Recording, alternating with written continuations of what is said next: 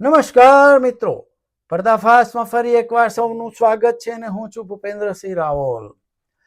મિત્રો, આપણે બંધારણે ઘડેલી કહો કે સરકારે ઘડેલી કહો, જે કહેવું હોય કહો કે આપણી જે જાહેર સંસ્થાઓ છે, પોલીસ ડિપાર્ટમેન્ટ છે, ઈડી છે, આઈડી છે એટલે income tax department, enforcement department, NSA છે, જ્યુડિશરી છે, ચૂંટણી પંચ છે, આ બધી સંસ્થાઓ શેના માટે રચાઈ હોય? પ્રજાની સેવા સુરક્ષા માટે. પરંતુ એ કાયમ પ્રજાની સેવા સુરક્ષા કરે છે ખરી કે પછી જે તે સરકાર, જે તે પક્ષની સરકાર એને વફાદાર રહેતી હોય અને પ્રજાને સાઈડ ઉપર રાખી દેતી હોય એવું બનતું હોય છે. હાલના સંજોગોમાં તો જોઈએ તો આ બધી સંસ્થાઓ ભાજપ સરકારની સેવા કરતી હોય એવું નથી લાગતું. પ્રજા બાજુ પર ખસી જાય અને પ્રજાની સેવા કરવાના બદલે પ્રજાને પ્રતાડવાનું કામ કરતા હોય એવું નથી લાગતું. હમણાં તમે જો કે જંતર મંતર ઉપર કેટલું બધું છોકરાઓને જોડી નાખ્યા, ખીલ્લીવાળી લાકડીઓ ને પેલેટ ગન ને. આ તો પ્રજાને પ્રતાડવાનું કામ કર્યું. બંધારણ વિરુદ્ધ કરતા હોય છે ઘણીવાર આ બધી સંસ્થાઓ, બંધારણ વિરુદ્ધ કામ કરતી હોય છે. સરકારની, જે તે પક્ષની સરકારને વાલા થવા, એમની સેવા કરવામાં. દાખલા તરીકે આપણે ગુજરાતના DGP, director general of police, director general of police કહેવાય. ગુજરાત પોલીસના સુપ્રીમ વડા કહેવાય. એમનાથી ઉપર કોઈ વડો ના હોય. એ પોલીસ ખાતાની પ્રમાણે રેન્કની દ્રષ્ટિએ કોઈ વડો ના હોય. તો એમણે આદેશ બહાર પાડ્યો હતો કે કોઈના સરઘસ કાઢવા નહીં, આરોપીઓના સરઘસ કાઢવા નહીં, એમને જાહેરમાં મારવા નહીં. સુપ્રીમ કોર્ટની ગાઈડલાઈન છે, એનો આદેશનું પાલન કરો. છતાં પણ એક એસપીએ સરઘસ કાઢ્યું અને આરોપીઓને માર્યા હતા. ગુનેગાર હજુ સાબિત થયા નથી. તમે એને ઝડપથી તમે ચાર્જશીટ કરો, કોર્ટમાં લઈ જાઓ અને ગુનો સાબિત થાય એટલે જજ સજા કરશે. પોલીસનું કામ સજા કરવાનું નથી, પણ પ્રજાને ખુશ કરવા, ગૃહપ્રધાન, ગુજરાતના ગૃહમંત્રીને ખુશ કરવા, પક્ષને ખુશ કરવા, ભાજપ સરકારની જે ચાલતી હોય ભાજપ સરકારને ખુશ કરવા આ લોકો સુપ્રીમ કોર્ટની પણ અવગણના કરતા હોય છે. અવગણના એટલે ગાઈડલાઈનની, બંધારણની તેઓ અવગણના કરે જ છે. સુપ્રીમ કોર્ટની ગાઈડલાઈનની અવગણના કરતા હોય છે અને એમના ડીજીપીની અવગણના કરતા હોય છે.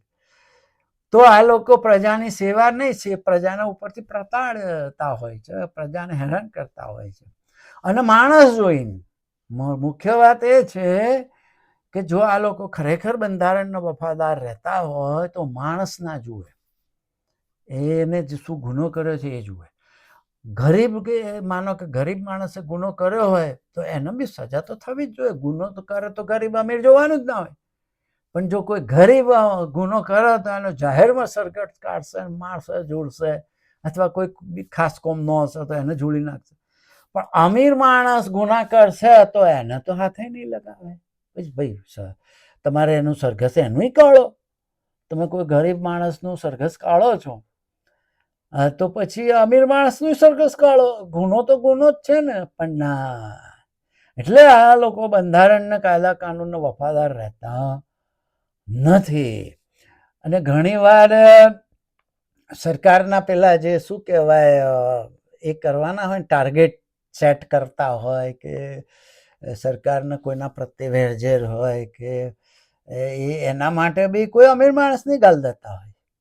એ વખતે સરકારના આદેશની મુજબ કામ થતું હોય. માનો કે શાહરૂખ ખાનના છોકરાને ઘુસાડ દીધો, કેજરીવાલ આની મંડળીને ઘુસાડ દીધી હતી, એ તો કાયદા કાનૂન એ બધા નિર્દોષ છૂટી ગયા. બધા નિર્દોષ છૂટી ગયા. તો આ સરકારના આદેશનું પાલન કરે છે, બંધારણનું નહીં. બંધારણનું પાલન નથી કરતા એ લોકો. એટલે આ ચૂંટણી પંચ જુઓ તમે. ચૂંટણી પંચ તો સરકારનું બિલકુલ ગુલામ હોય એ રીતે જ વર્તન કરે છે. એક ટીએન શેષન હતા કે જે સરકારને બિલકુલ માન ઘાટતા નહોતા અને પોતાનું ધાર્યું કરતા હતા. એવા ઓફિસરો, બ્યુરોક્રેટ્સ જોઈએ. સમજ્યા તમે? આવા ઓફિસરો જોઈએ કે જે સરકારનું નહીં, બંધારણને વફાદાર રહીને કામ કરે. એટલે આપણે ત્યાં અમીર ગરીબ જોવામાં આવતું હોય છે, પૈસા આપી દેતો હોય એને નહીં મારવાના પૈસા લઈ લે. એવું અહીં લગભગ અહીં એવું થતું નથી. અહીં ગમે એટલો અમીર હોય પણ એને બંધારણને અનુરૂપ કાયદા કાનૂન અનુરૂપ જે સજા કરવાની હોય થતી જ હોય છે. હમણે સૌરાષ્ટ્રના એક હતા ભાસ્કર સવાણી, એ ડૉક્ટર હતા, ડેન્ટિસ્ટ હતા, એમના 60-65 ક્લિનિક ચાલતા હતા. ચક્કર આવી ગયા ને સાંભળીને, 60-65 ક્લિનિક ચાલતા હતા. એમના ભાઈ અરુણ ભાસ્કર કે શું નામ મને યાદ નથી, અને એક વ્હાઇટ ફિમેલ હતી એ મેનેજર હતી. આ 3 જણને આ લોકોએ 3 જણાએ ગોટાળા બહુ કર્યા હતા. સરકારનું જે બધા મેડિક્લેમ હોય છે એમાં ખોટી રીતે બધા ક્લેમ કરીને સરકાર જોડેથી પૈસા પડાયા હતા. એવું બધું કંઈક બધા ટૂંકમાં એમના ગોટાળા પકડાયા હતા. અને જે દાંતના ઇમ્પ્લાન્ટ કરતા હતા એ માન્ય નહોતા, એવા કરતા હતા. એમના ઉપર કેસ ચાલ્યો. બહુ જ પૈસાવાળા હતા. 60-65 ક્લિનિક ચાલતા હોય, માણસ કેટલો બધો પૈસાવાળો હોય, પણ છતાં એમને 400 વર્ષની જેલ થઈ છે. એટલે મિત્રો અહીં એવું કોઈ જોતું નથી, અને અમીર ગરીબ એવું કંઈ જોવામાં આવતું નથી. આપણે ત્યાં તો ગરીબ હોય, ગુનો કરે તો સજા થવી જોઈએ, ગરીબ હોય કે અમીર. આપણે એમાં કંઈ ગરીબોનો પક્ષ નથી લેતા, ગરીબોનો પક્ષ નથી લેતા. આપણે ગરીબે ગુનો કરે તો સજા કરવી પડે. ગરીબે મર્ડર કરે તો એને ફાંસી થાય કે જન્મટીપ થાય, વાંધો નહીં આપણને. પણ આપણે ત્યાં ભેદભાવ છે અમીર ગરીબનો. મેં જાતે બધું ત્યાં રહેલો છું 50 વર્ષ, એટલે મેં જોયેલું છે કે ધારાસભ્યનો છોકરો બરોડામાં 3 સવારી જતો હતો, અને એને પોલીસે ટિકિટ આપી, મેમો તો આપે ને, 3 સવારી જતો એટલે મેમો આપે, તો એ પોલીસવાળાની બદલી થઈ ગઈ. ધારાસભ્ય છોકરાને ટિકિટ આપી તો બદલી થઈ ગઈ. અને એ જગ્યાએ કોઈ બીજા 3 જણ જતા હોય તો પોલીસ જોડીએ નાખે ને કશું ના થાય. ટૂંકમાં મારું ખાસ મહત્વની વાત હવે આવે છે કે મોદીજી સિવિલ ડિફેન્સની રચના કરવાના છે, એટલે ઉજાગર કરવાના છે. સિવિલ ડિફેન્સ મે બી ચાલુ હશે કદાચ ભરતી, પણ એને પ્રમોટ કરવાના છે વધારે સારી રીતે. તો એ પ્રજાની સેવા કરશે ના, એ સરકારની મોદીજીની સેવા કરશે. મોદીજી કહેશે એને ઉઠાવી લેશે, જોડી નાખશે અને ગાળી દેશે. પ્રજાની સેવા કરશે નહીં. મનમોહન સિંઘે આનું ઉજાગર કર્યું હોત સિવિલ ડિફેન્સ, તો એ ચોક્કસ હું કહું છું કે પ્રજાની સેવા માટે હોત.